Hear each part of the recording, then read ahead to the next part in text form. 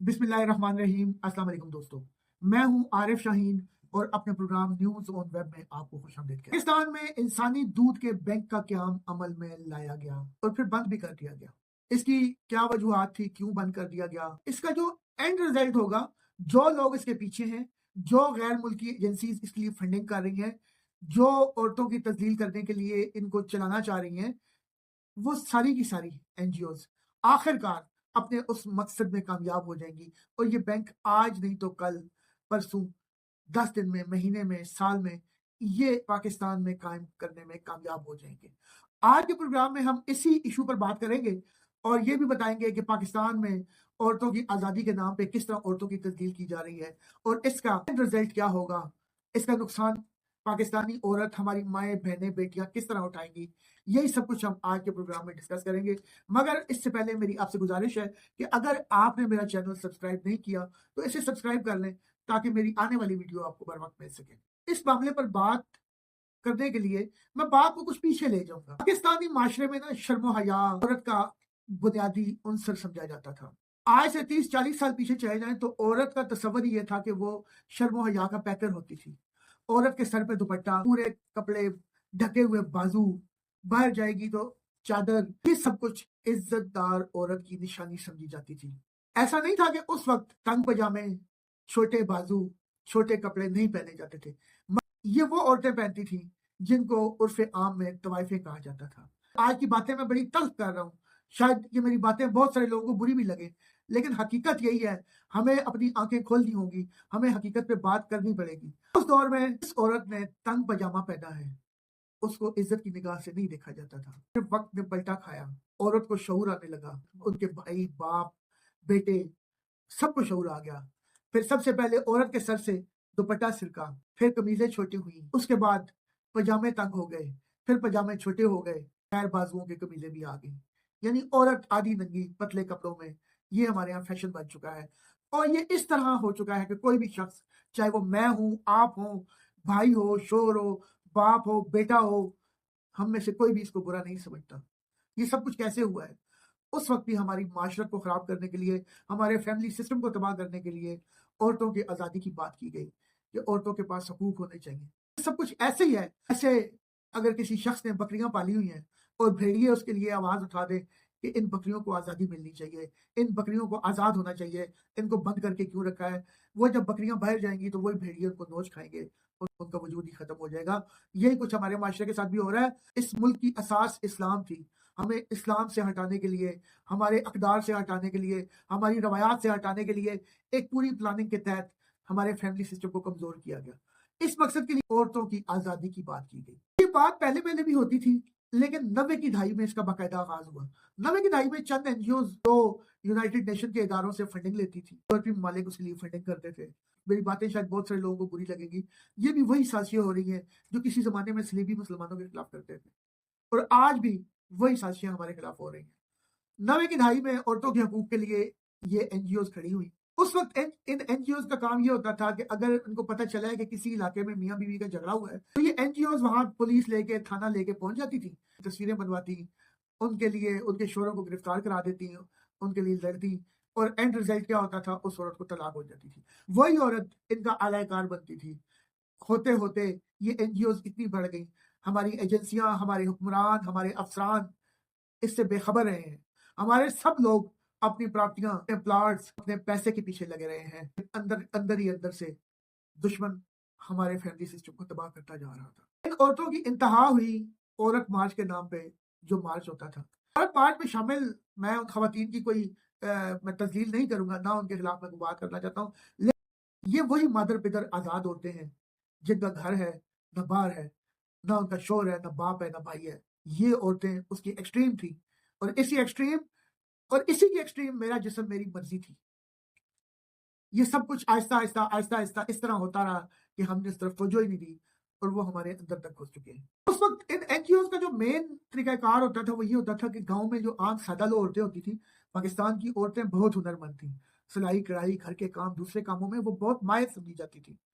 इन NGO ने उनको काम देने के बहाने घरों में एक्सेस किया। मर्दों ने भी यही समझा कि ये तो औरतें आ रही हैं, कोई मसला नहीं, हमारी औरतें अगर काम कर रही हैं तो इसमें कोई मुजायका नहीं है। लेकिन वक्त गुजरने के साथ साथ उन्हीं आने वाली औरतों ने हमारी इज्जतदार औरतों के जहनों में जहर घोल दिया। आज की औरत अपने आप को मर्द का मद्दे मुकाबिल नहीं बल्कि उससे आला तर समझती है। जब मेरे नबी हजरत मोहम्मद मुस्तफ़ा सल्लल्लाहु अलैहि वसल्लम जो दीन लेके आए हैं उसमें कह दिया गया है कि मर्द का अगर एक हिस्सा होगा तो औरत का आधा हिस्सा होगा। तो हमारे दीन में औरत को निस्फ करार दिया गया है, तो वो औरत कैसे मर्द से बालातर हो सकती है? हम इस्लामी तालीमात को भूल चुके हैं कि औरतें अपने आप को मर्द से ज्यादा ताकतवर समझती हैं। उसी ताकत का नतीजा है कि तलाकों की शरह बढ़ चुकी है। टूटने के बायस हमारे यहाँ दिन ब दिन हमारा मुल्क कमजोर हो रहा है, हमारे लोग कमजोर हो रहे हैं। और अब वो वक्त दूर नहीं है कि जब आपको फौज के लिए भी लोग नहीं मिलेंगे। मेरा जिस्म मेरी मर्जी के बाद इस मामले की जो इंतहा की गई है वो साबिक वजीर आजम और पूरी कौम के हीरो इमरान खान ने की है। मैं इमरान खान के हामियों से, जिनको लोग यूथिया कहते हैं, मैं यूथिया नहीं कहूंगा, मेरी नजर में वो ज़ोंबीज हैं, उनको अच्छे बुरी की तमीज ही नहीं है। के साथ माजरत से ये कहूंगा कि इमरान खान ने एक शादीशुदा औरत को उसके घर में जाकर अपने जाल में फंसाया, तलाक दिलवाकर शादी करना कोई जुर्म नहीं है।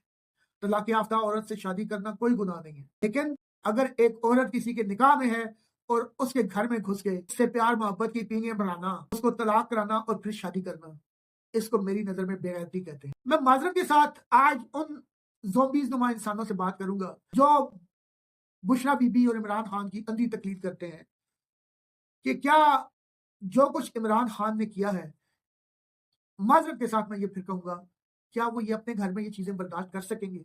नहीं। इमरान खान की हिमायत करने वाले लोगों की अक्सरियत हमारे पख्तून भाइयों की है। पख्तून पाकिस्तान की सबसे ज्यादा गैरतमंद कौम है, लेकिन मैं हैरान हूं कि वो इस जाल में कैसे फंस चुके हैं।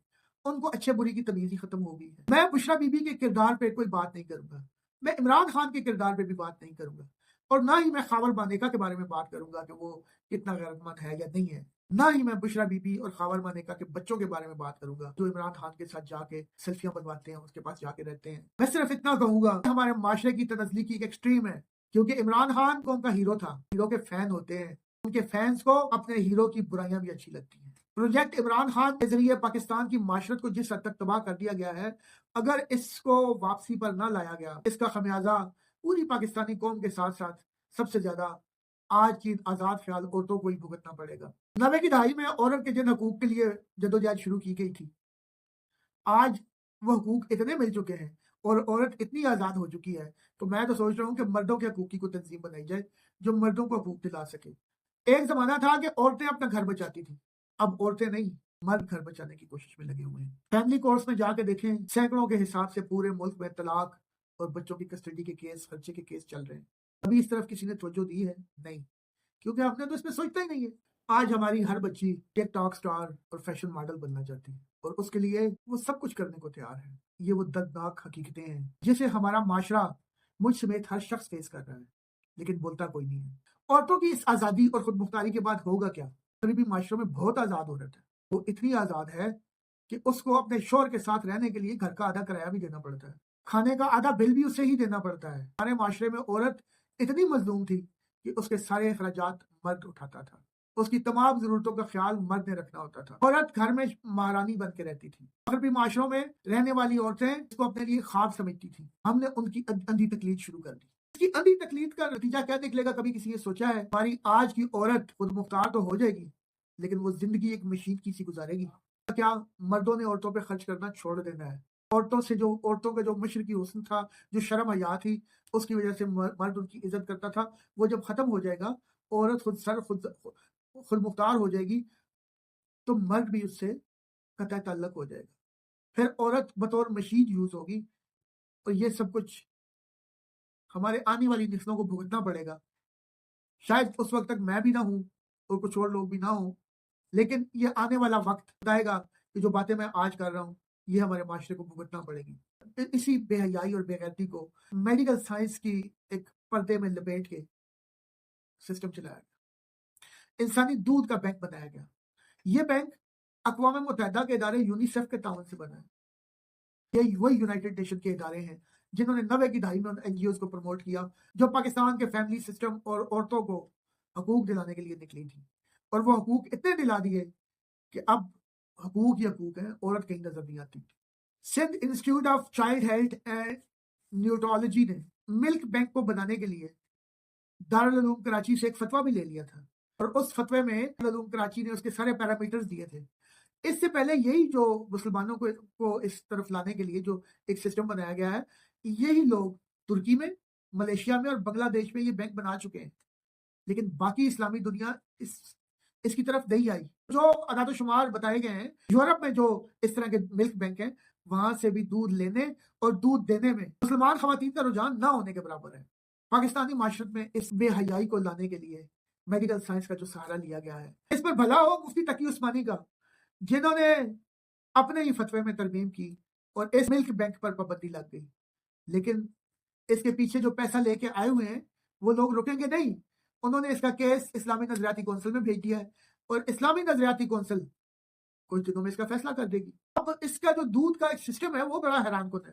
جو پہلا فتویٰ لیا گیا تھا اس میں یہ کہا گیا تھا کہ یہ جو بچے پیدا ہوتے ہیں نا, جو کم عمر, جو 7 ماہ کا بچہ, 6 ماہ کا بچہ, جو پری میچور بچہ پیدا ہو جاتا ہے, کیونکہ وہ بچہ اس کی ماں کا بھی اللہ نے ایک سسٹم بنایا ہے نا کہ جب بچہ میچور ہوگا تو اس کی ماں کا دودھ اسی وقت آنا ہے.